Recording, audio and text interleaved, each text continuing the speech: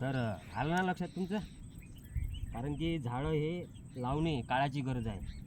आमच्या विदर्भामध्ये तसेही झाडाचं प्रमाण एवढं कमी आहे. आणि तसंही हे आपल्या भारताच्या सेंटरमध्ये असलेला आमचा जिल्हा आहे, अकोला जिल्हा. इथं ऊन एवढं तापतं आहे, त्याच्यामुळे झाडं लावणं एवढं महत्त्वाचं आहे. तसं सगळ्यांसाठी झाडं हे फार फायद्याची गोष्ट आहे. झाडामुळे पावसाळा देखील पद्धतशीर होतो.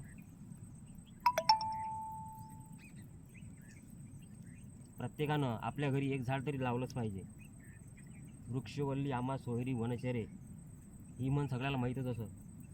परंतु आज सध्या अशी परिस्थिती आहे की आता लोकांनी तर बंद केले, कारण की सरकारची योजनाच आहे, उज्ज्वला योजना. सगळ्यांना गॅस भेटलेला आहे. लोकांना आता सवय झालेली आहे गॅसवर स्वयंपाक करायची. त्याच्यामुळे झाडं तोडण्याचं प्रमाण माणसाचं कमी झालं आहे. परंतु जे कारखानदार लोक आहेत किंवा सरकारचेच लोक आहेत आता, कारण की सरकारनं पहा किती धोरण खतरनाक आखलेलं आहे की माणसाने लोकांना प्रतिबंध केला. पण त्यांच्याच अशा योजना आहेत की तेच झाडं स्वतः कापून राहिलेले आहेत आणि आपल्याला म्हणतात कापू नका. पण माणसानं ऐकलेलं आहे, पण ते ऐकत नाही आहे. तेच त्या धोरणाची अंमलबजावणी करत नाही आणि तेच झाडं तोडतात. जास्तीत जास्त झाडं तोडतात. आणि आमच्या रोडला पाहून घ्या तुम्ही, म्हणजे झाडं बिलकुल दिसत नाहीत. फक्त हे बंगालीचे झाडं आहेत. हेही कोणत्या देशातले आहेत काय माहीत, हे तर भारतातले नसतीलच बहुतेक. आणि महत्त्वाचे निंबाचे